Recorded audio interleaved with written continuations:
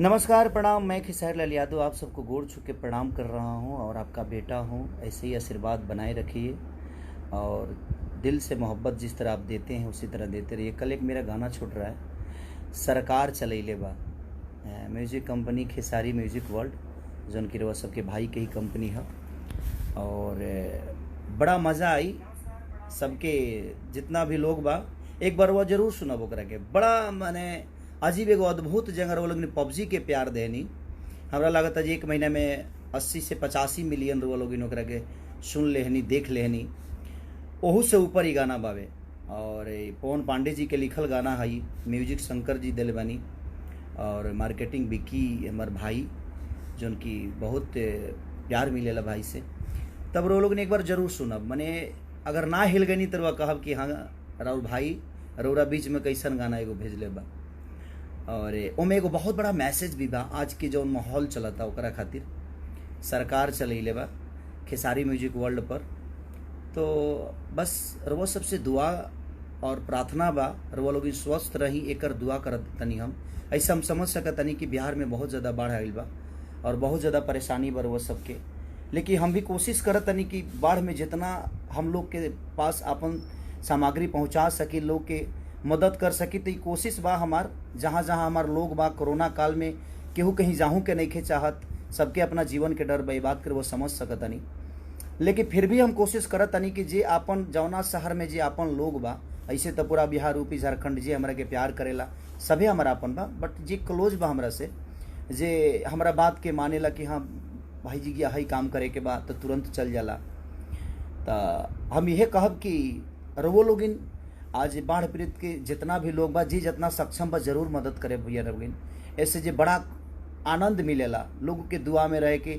आई बहुत सौभाग्य के बात बा कि रउआ केहू के कामे आवतनी। आज वो लायक रउआ के दुनिया मनले बा, बनौले बा, तो अगर वो लायक रउआ बानी तो जरूर केहू के कामे आ जाए, केहू के दुख में शामिल हो जाए।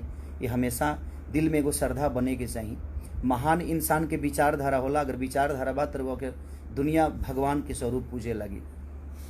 आज रोलन के बेटा बन के हम रोलन के दिल पर राज करीले, ओकर रीजन का बा।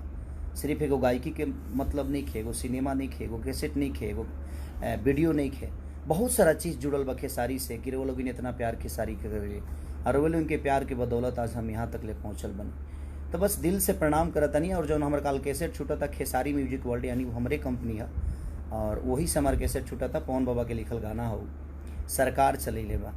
अभी गा के ना बताए, कल सुनब तो समझ में आई। और मैं बहुत बड़ा आजकल के कोरोना काल के एगो ऐसा बड़ा मैसेज बा कि शायद भोजपुरी में आज तक लेके वो नहीं दिले। कोरोना काल के ऊपर कुछ ऐसा मैसेज बा कि वो हर आदमी के ऊपर बा, हर आदमी के पास बा, हर आदमी के वो रोज सुनता, रोज जानता। और हम आइल बनी पंजाब में शूटिंग करे, स्पीड रिकॉर्ड जौन एगो कंपनी बहुत बड़ा हमारे एगो गाना ऊपर एगो 100 मिलियन से पार बा कि अब जा जा जा जान भूला जाइहा। और ओकरा बावजूद हम एगो और 6 गाना और शूटिंग करतनी जिगिया, रोज एगो गाना करतनी। आज हम 4 दिन से ही जिगिया बानी पंजाब में, और बड़ा मज़ा होता। और स्पीड रिकॉर्ड के मालिक सोनू जी हमारे साथी बानी, और बड़ा प्यार मिलता है। लागते नहीं कि हमनी के एक बाप के बेटा नहीं जा, एक माँ के औलाद नहीं जा। एगो मोहब्बत ऐसा चीज़ बा कि अगर रुआ केहू के लगे जाई और अंदर दिल में मोहब्बत बा तो शायद वो पिता और पिता बन जाई, वो भाई और भाई बन जाई, वो बहन और बहन बन जाई। तो एगो रिश्ता बा सोनू जी से, रूबी जी से, पूरा फैमिली रिलेशन बा एगो। और स्पीड रिकॉर्ड के मालिक बड़े कुशल विचार के हैं, और हमारा सौभाग्य है जो हमारे भोजपुरी को प्रेजेंट भी करते हैं। पंजाबी होकर भी हमारे भोजपुरी समाज के लिए इतना कुछ कर रहे हैं, इतने अच्छे गाने शूट करा रहे हैं, बहुत सारी चीज़ें करते हैं। तो कल जो मेरा गाना रिलीज हो रहा है सरकार चलैले बा, तो प्लीज़ आप ढेर सारा प्यार उसको दीजिएगा और उस मैसेज को ज़रूर सुनिएगा, जो मैसेज मैंने उस गाने के माध्यम से आप सबके बीच में रखा है। तो प्लीज़ खेसारी म्यूजिक वर्ल्ड को सब्सक्राइब भी करिएगा। वो आपके भाई की भी कंपनी है, आपकी कंपनी है, मेरी नहीं। मेरा तो कुछ नहीं है इस दुनिया में, आप लोग हैं मेरे, मैं इसी में खुश रहता हूँ। संपत्ति धन दौलत ये आज है कल नहीं है, लेकिन आप मेरे साथ हैं तो मैं कभी भी संपत्ति रख सकता हूँ। इसीलिए हमेशा आप सबके दुख में खड़ा रहता हूँ, ताकि आप ही मेरी संपत्ति हैं। आप जिंदा रहेंगे तो सबसे बड़ी प्रॉपर्टी तो आप सब है मेरे लिए। तो दिल से प्रणाम है, शुभ रात्रि आप सबको। और बस मैं चाहूँगा कि बाढ़ पीड़ितों को जो जहाँ से है प्लीज़ आप मदद करिए। उन मजबूर लोगों के पास आपका छोटा भी अगर एक मदद पहुँच जाएगा तो शायद किसी की जान बच सकती है, किसी का बच्चा भूखा नहीं मरेगा, भूखा नहीं सोएगा। तो बस मैं यही कहूँगा, और कोशिश है हमारी, हम भी पहुँचा रहे हैं, आप भी कोशिश करिए। और कल ज़रूर गाना सुनिएगा, सरकार चलई लेवा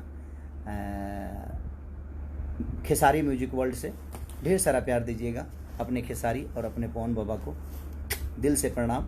और मेरे टीम में जितने लोग सामग्री पहुंचा रहे हैं, हर जगह जो मेहनत कर रहे हैं, मैं उनको दिल से धन्यवाद देना चाहता हूं कि ईश्वर आपको ऐसे ही ऊर्जा देते रहे कि इस कोरोना काल में कोई घर से नहीं निकल रहा है, उसके बावजूद भी आप खेसारी फाउंडेशन के जितने भी सामान होता है, जहां भी पहुंचाना चाह रहे हैं, जो उनकी ज़रूरतें हैं, आप पहुंचा रहे हैं। तो आप काबिलिए तारीफ़ हैं कि आप लोगों ने इस कोरोना काल में भी अपने जान का परवाह ना करके और आप लोगों के बीच जाकर और सामग्री को पहुंचा रहे हैं। तो दिल से प्रणाम है विकास भैया को भी, और सबको, राजीव जी को भी दिल से प्रणाम। जितने भी लोग हैं, जितने भी हर जगह जो मेहनत कर रहे हैं मेरे लिए, दिल से प्रणाम। Thank you. सरकार चले लेवा खेसारी म्यूजिक वर्ल्ड पर ढेर सारा प्यार दिला भी।